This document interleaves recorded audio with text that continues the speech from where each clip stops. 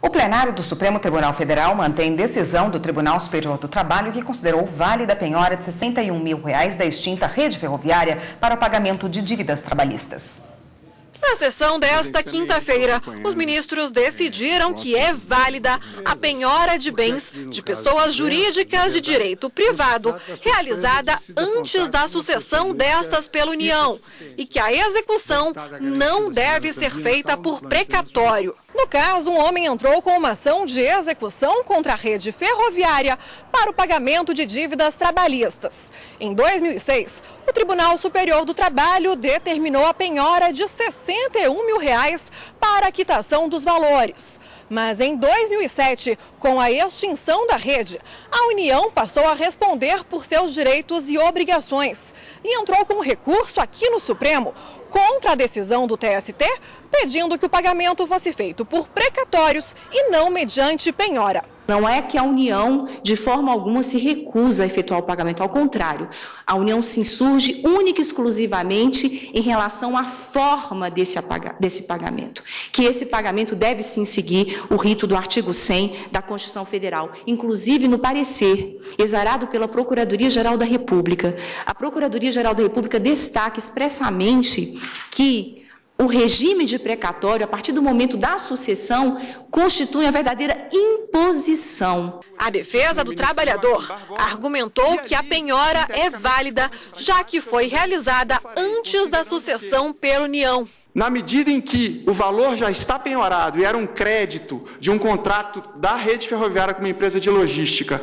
é um crédito que já está à disposição e que nunca transitou, nunca ingressou verdadeiramente no patrimônio, a não ser do ponto de vista teórico, no patrimônio da União, a União nunca teve que desembolsar e nem terá que desembolsar para fazer o pagamento desses créditos trabalhistas. Já se decidir pelo regime do precatório, aí sim haverá inclusive a inclusão de juros de mora. O relator ministro Gilmar Mendes concordou com o argumento.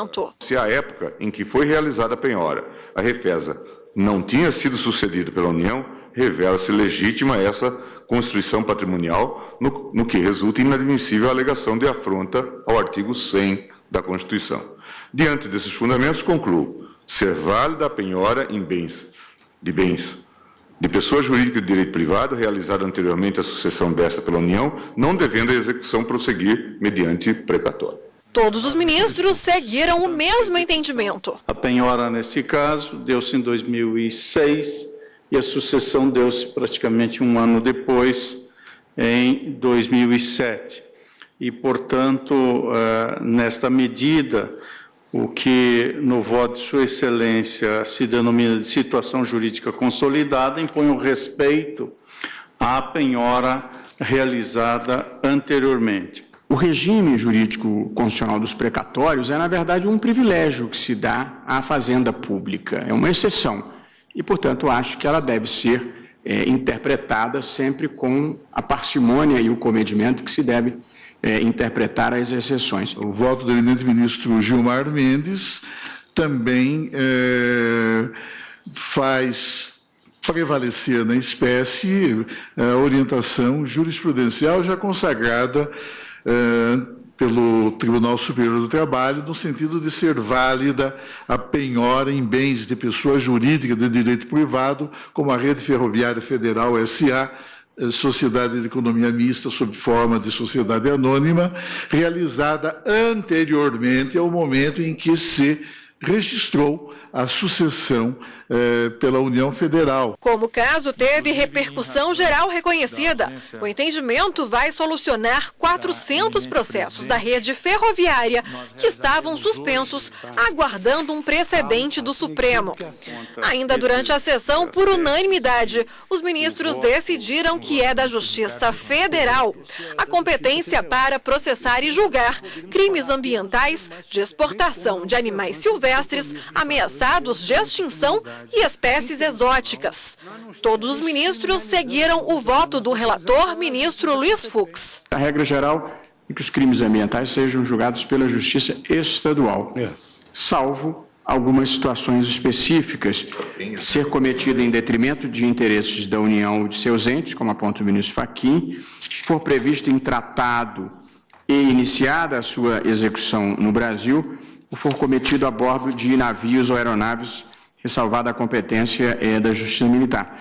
Eu estenderia a ideia de tratados e convenções para uma um pouco mais abrangente de compromissos internacionais do país. Não tenho dúvida que o tráfico de animais silvestres é um crime de natureza ambiental que viola compromissos internacionais, documentos internacionais, de modo que eu estou acompanhando o ministro Luiz Fux. Eu estou acompanhando também o eminente relator, os colegas que me antecederam, destacando 35 aranhas vivas, provenientes de criadouros não autorizados, sem a devida permissão. Mais 58 aranhas vivas, 2 escorpiões e um jabuti.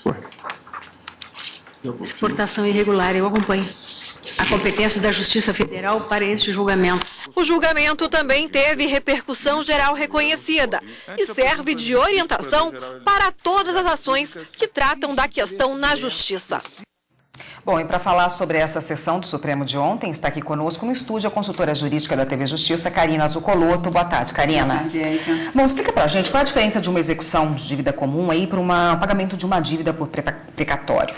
A Constituição estabelece no artigo 100 qual é o rito ou como é que devem ser pagas as dívidas da União, da administração pública, vamos dizer assim, dos entes federativos, União, Estados, municípios e o Distrito Federal. Então, essa dívida reconhecida judicialmente por uma sentença, ela vai ser paga por esses entes federativos a partir da inclusão desse direito, desse crédito, em uma ordem cronológica, uma lista contendo uma ordem cronológica para pagamento. E todo mundo sabe que o pagamento de precatórios é algo que dura muito tempo, você não tem sequer uma expectativa de saber, vou receber o ano que vem, vou receber daqui 2 anos, é uma longa espera. Mas é esse o método que a Constituição utilizou para o pagamento das dívidas desses entes federativos da administração. No entanto, nesse caso específico que foi julgado ontem, no recurso extraordinário, em que a União teria sido determinado que, mesmo ela tendo esses bens, tendo sucedido e recebido os direitos e as obrigações dessa Rede Ferroviária Federal, SA, ela deveria pagar as dívidas dentro da execução comum, nos termos do Código de Processo Civil e não conforme o rito do precatório previsto na Constituição Federal. E o que os ministros levaram em consideração para assim decidir? Os ministros entenderam que, quando a Rede Ferroviária Federal ainda não havia sido sucedida pela União, as dívidas que as execuções que haviam sido implementadas contra ela e teria havido a penhora dos seus bens, e como isso aconteceu antes da sucessão da União, deveria ser mantido esse rito e depois, havendo a sucessão, não haveria que se falar no precatório, no pagamento por meio de precatório. Então, como as penhoras aconteceram antes da sucessão, mantém-se o rito do CPC e não o rito dos precatórios. O ministro Gilmar Mendes, durante o seu voto, ele até salientou que tratava-se de uma prestação de serviço que teria sido iniciada na década de 70, as reclamações vieram a partir de 1996 e muitos dos trabalhadores que aguardam receber esses créditos da extinta RFFSA, aí já são sexagenários e talvez fazê-los esperar o pagamento de um precatório seria algo muito árduo, muito dolorido, até receber essas dívidas trabalhistas, que são créditos alimentares, inclusive.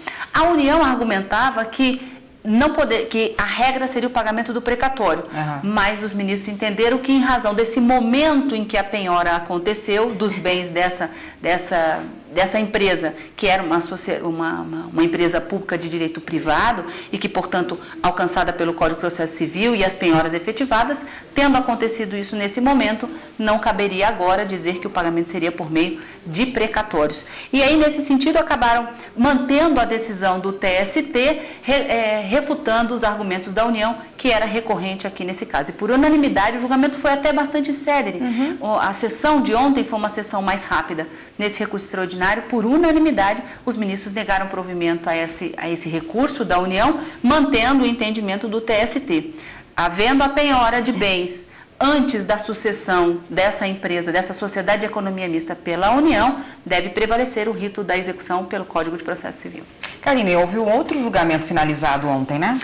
Também um outro recurso da União. Ontem, recorrente era a União. Só que nesse outro caso, os ministros acabaram dando provimento ao recurso da União, em que se discutia de quem seria a competência para processar e julgar crimes ambientais envolvendo exportação de animais silvestres ou em extinção ou animais exóticos, levando-se em consideração a transnacionalidade desse crime. E ontem também, por unanimidade, de novo por um julgamento bastante célere, os ministros acabaram reconhecendo os argumentos da União e entendendo que este tipo de crime envolvendo essa transnacionalidade está compatível com o artigo 109 da Constituição e que, portanto, é competência da Justiça Federal processar e julgar todos esses crimes. O processo havia iniciado na Justiça Estadual e agora deve ser encaminhado para a Justiça Federal para continuidade. Tá ótimo, Karina. Obrigada por hoje. Até semana que vem. Até semana que vem.